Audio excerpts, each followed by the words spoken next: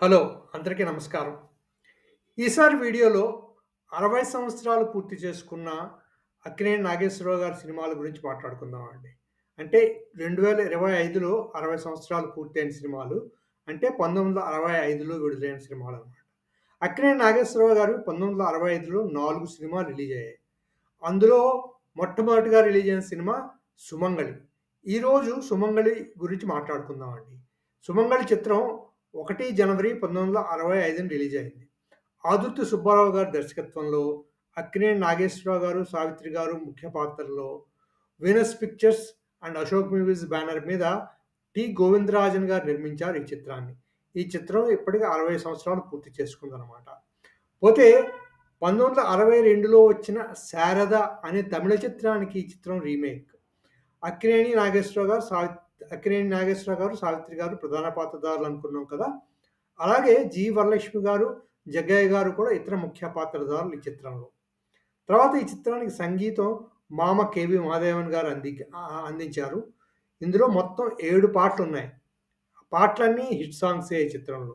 ముఖ్యంగా చెప్పుకోవాల్సినవి 'కనులు కనులతో కలబడితే', తర్వాత 'కన్నులు నీవే కావాలి', తర్వాత 'వలపు వలె తీయగా వచ్చినావు పిల్లగా', ఆ తర్వాత 'సిగలోకి వీరులిచ్చాయి'. ఈ పాటలు చాలా చాలా సూపర్ హిట్స్ ఆ రోజుల్లో.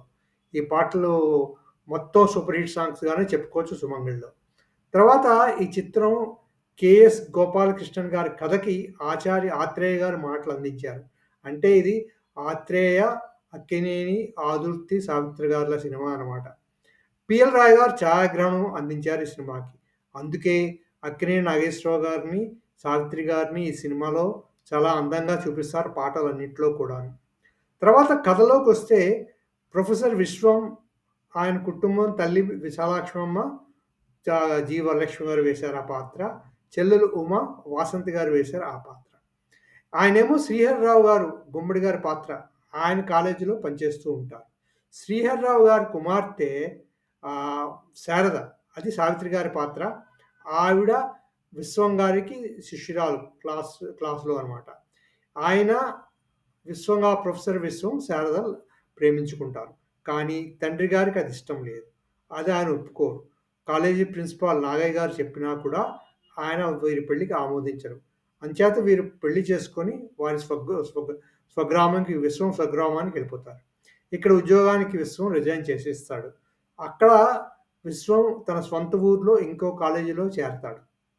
వారు అక్కడ తమ కొత్త కాపురం మొదలెడదాం అనుకుంటూ ఉంటారు.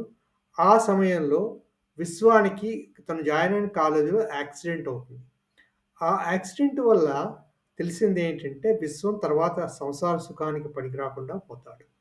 ఈ విషయం మొదట్లో విశ్వానికి తెలియకుండా దాస్తారు తల్లిను, భార్య. కానీ భార్య ఇది చూసి తెలుసుకుంటాడు విశ్వం. తను సంసార సుఖానికి పనికిరాడని. దాంతో భార్యను మళ్ళీ విశ్వం ఈలోగా తను ఆత్మహత్యకు ప్రయత్నిస్తాడు కానీ ఒక డాక్టర్ ఆయన్ని సేవ్ చేస్తాడు. జగ్గయ్య గారనమాట. "నువ్వే నీ భార్యకి రెండో పెళ్లి చేయొచ్చు కదా! నువ్వు చూడలేకపోతే ఆవిడ బాధని" చెప్తాడు. అప్పుడు విశ్వం అంటే నాగేశ్వరరావు గారి పాత్ర శారదని రెండో పెళ్ళికి ఒప్పించడానికి ప్రయత్నిస్తుంది. ఆమె ఒప్పుకోదు. కానీ ఏం చేస్తుందంటే విషం తాగి ఆమె తన భర్త చేతుల్లోనే మరణిస్తుందనమాట. ఇది 'సుమంగళి' చిత్రకథ అండి. యాక్చువల్‌గా సినిమా మొత్తం అంతా ఫస్ట్ హాఫ్ అంతా చాలా బావుంటుంది. పాటలు అన్నీ విశేషంగా చాలా బాగా తీశారు.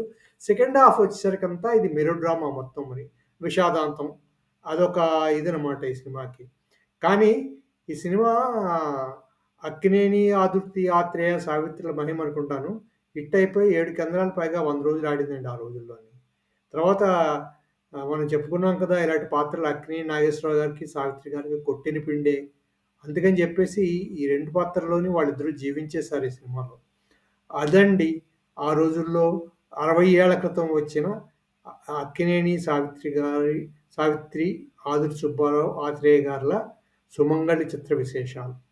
మళ్ళీ ఇంకో చిత్రంతో కలుసుకుందాం. అంతవరకు సెలవు.